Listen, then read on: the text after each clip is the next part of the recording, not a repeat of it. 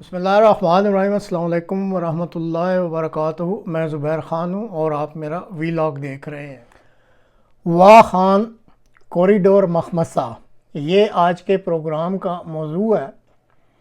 کچھ عرصہ سے پاکستان کے شمالی علاقہ جات افغانستان، تاجکستان اور چین سے ملحق واہ خان کوریڈور کے بارے میں بہت زیادہ شور و غوغا جاری ہے۔ آج کے پروگرام میں اس بارے میں بات چیت کی جائے گی۔ ماضی بعید کو کھنگالنے کی بجائے ماہ جولائی سال 1895 سے بات شروع کرتے ہیں، جب اس علاقہ میں روس، برٹش انڈیا اور افغانستان کے درمیان زمین کی تقسیم اور سرحدوں کی حد بندی کی گئی تھی۔ یہ جو آپ نقشہ دیکھ رہے ہیں، اس میں آپ کو آمو دریا لکھا نظر آ رہا ہوگا۔ اس وقت سینٹرل ایشیا کی آج کی ساری ریاستیں روس کا حصہ تھیں، چنانچہ فیصلہ کیا گیا کہ آمو دریا کا شمال مشرقی حصہ روس کا ہوگا اور جنوبی کنارہ سے شروع ہونے والا وہ علاقہ جہاں آپ کو پیلے رنگ کے حصہ میں افغانستان لکھا نظر آ رہا ہے، وہ علاقہ افغانستان کا ہوگا۔ اگر آپ افغانستان کے شمال مشرق میں دیکھیں تو آپ کو ایک چھوٹی سی پٹی نظر آ رہی ہوگی جس کا مشرق میں منہ نظر آتا ہے، جو کہ 96 کلومیٹر چوڑا ہے اور چین کی طرف یہ منہ کھل رہا ہے، اور شمال میں تاجکستان ہے اور جنوب میں پاکستان ہے۔ یہ چھوٹی سی پٹی واہ خان کوریڈور ہے جو سال 1895 سے ہی افغانستان کا حصہ ہے۔ یہ کوریڈور تقریباً 350 کلومیٹر لمبا اور 13 کلومیٹر سے لے کر 65 کلومیٹر تک چوڑا ہے۔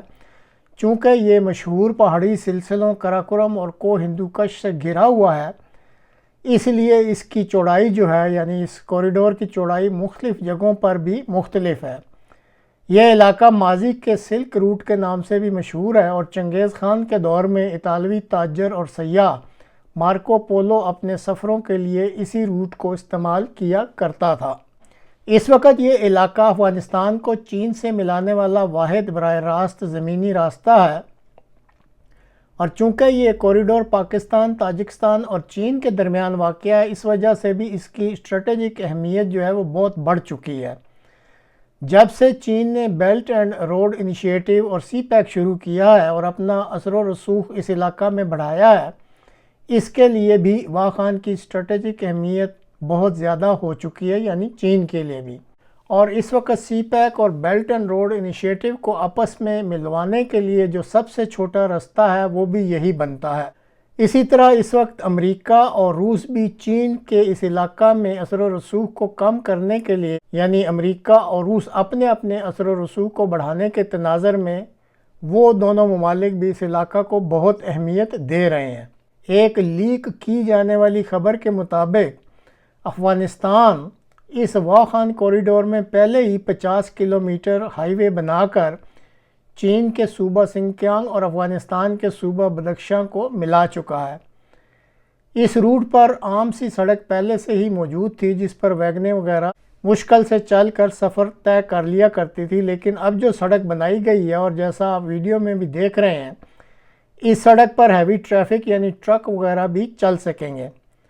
سڑک بنا لینے کے بعد افغانستان کی موجودہ طالبان حکومت نے چین کی حکومت سے رابطہ کیا ہے اور درخواست کی ہے کہ وہ سرکاری طور پر اس سڑک کو چین کی سڑکوں سے ملانے کی اجازت دیں۔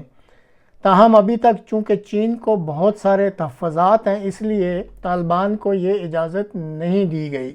بہرحال افغانستان میں طالبان کی حکومت کی طرف سے روڈ بنا دینے کی اس خبر نے علاقہ میں دلچسپی رکھنے والے ممالک کو بہرحال سخت حیران اور پریشان کر دیا ہے، کیونکہ وہ یہ چیز ایکسپیکٹ نہیں کر رہے تھے کہ افغانستان کی جو موجودہ طالبان حکومت ہے وہ اتنا بڑا انیشیٹو اتنی خاموشی سے لے لے گی۔ چین دراصل اس علاقہ کو بفر زون رکھنا چاہتا ہے تاکہ دہشت گرد اس کے علاقہ میں نہ آ سکیں۔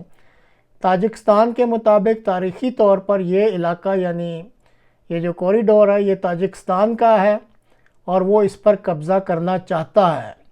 روس کے نقطہ نظر سے بھی یہی فائدہ مند لگتا ہے کہ یہ کوریڈور جو ہے اس پہ تاجکستان قبضہ کر لے، کیونکہ تاجکستان پر روس کا جو اثر و رسوخ ہے وہ بہت زیادہ ہے۔ افغانستان کے مطابق یہ اس کا علاقہ اور ذبیح اللہ مجاہد کے مطابق وہ کسی کو اس علاقے کا 1 انچ بھی دینے کو تیار نہیں ہے۔ پاکستان کا اس علاقے کے بارے میں سرکاری طور پر کوئی دعویٰ ابھی تک سامنے نہیں آیا، لیکن پاکستان کی خفیہ ایجنسی ISI کے چیف جنرل عاصم ملک کا 2 ہفتے قبل دورہ تاجکستان اور ملک کے صدر یعنی تاجکستان ملک کے صدر سے 1 to 1 ملاقات نے علاقے میں دلچسپی رکھنے والے ممالک کی حکومتوں کے کان ضرور کھڑے کر دیے ہیں کہ اس ملاقات میں کیا بات ہوئی ہے۔ اسی طرح 2 روز قبل پاکستان کے مقتدر سربراہ جنرل عاصم منیر صاحب کا دورہ خیبر پختونخوا اور اس علاقے کی سیکیورٹی کے بارے میں مکمل بریفنگ لینا بھی واخان کے معاملے کی نزاکتوں کی طرف ہی اشارے کر رہے ہیں۔ تاہم افغانستان کے ایک قبائلی لیڈر غلام حیدر کے بیان کے مطابق کچھ عرصہ قبل پاکستانی فوج نے اس کوریڈور سے 10 کلومیٹر کے فاصلے پر یعنی افغانستان کی سرحد سے 10 کلومیٹر کے فاصلے پر ایک قلعہ نما انفراسٹرکچر کی تعمیر مکمل کی تھی، لیکن بعد میں افغانستان کے جنگجوؤں نے حملہ کر کے اس کو تباہ کر دیا تھا۔ بھارت جس نے فارخر ایئر بیس جو کہ تاجکستان میں ہے اس کو 350 ملین کی رقم سے جدید سہولتوں سے آراستہ کر دیا ہے تاکہ وہاں جیٹ فائٹر طیارے بھی بآسانی لینڈ کر سکیں۔ بھارت اس ایئر بیس کے ذریعے چین اور پاکستان دونوں ممالک کی واخان میں ہونے والی سرگرمیوں پر نظر رکھنا چاہتا ہے۔ جیسے آپ اس نقشے میں دیکھ رہے ہیں، اس علاقے میں جہاں اس کوریڈور کی چوڑائی کافی کم ہے، بھارتی میڈیا کے پروپیگنڈے کے مطابق پاکستان وہاں حملہ کر کے اس کوریڈور کو استعمال کے لحاظ سے افغانستان کے لیے بند کرنا چاہتا ہے۔ بہرحال یہ بھارتی پروپیگنڈا ہے، اس کی تصدیق نہیں کی جا سکتی۔ ناظرین، یہ جو تفصیلات بیان کی گئی ہیں ان سے بظاہر تو ایسا ہی لگتا ہے کہ افغانستان کی طرف سے واخان کوریڈور میں سڑک کی تعمیر کر دی گئی ہے، اور اگر چین اس سڑک کو اپنے ملک کی سڑکوں کے ساتھ ملا دینے کی اجازت دے دیتا ہے تو اس خطہ میں پاکستان کے مفادات کو خاصی کاری ضرب لگے گی۔ پاکستان کی خفیہ ایجنسی کے چیف کا دورہ تاجکستان گہرے معانی رکھتا ہے۔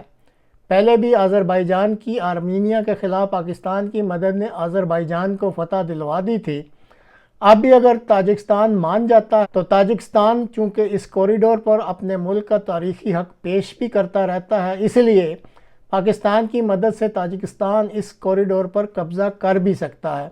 تاہم تاجکستان کو راضی کرنے کے لیے روس کی رضامندی بھی ضروری ہوگی اور اسی طرح چین کو بھی رضامند کرنا پڑے گا۔ اب اس کوریڈور پر پاکستان کی مدد سے چاہے تاجکستان قبضہ کر لے یا پاکستان خود حملہ کر کے براہ راست قبضہ کر لے، دونوں ملکوں کو یہ ذہن میں ضرور رکھنا ہوگا کہ افغانستان کی تاریخ ہے کہ وہ جلد یا بدیر اپنے علاقوں کو واپس ضرور لے لیا کرتے ہیں۔ بڑی طاقتوں کے لمبی مدت کے مفادات کے کھیل میں پاکستان نے ہمیشہ نقصان ہی اٹھایا ہے۔ افغانستان پاکستان کا ہمسایہ ملک ہے جس کے ساتھ تاریخی، مذہبی اور تہذیبی تعلقات ہیں۔ بہتر ہوگا کہ پاکستان فوجی مہم جوئی کرنے کی بجائے مذاکرات کا راستہ اپنائے اور مذاکرات کے ذریعے ہی کوئی ایسا حل تلاش کرے جس میں تمام فریقوں کو فائدہ ہو۔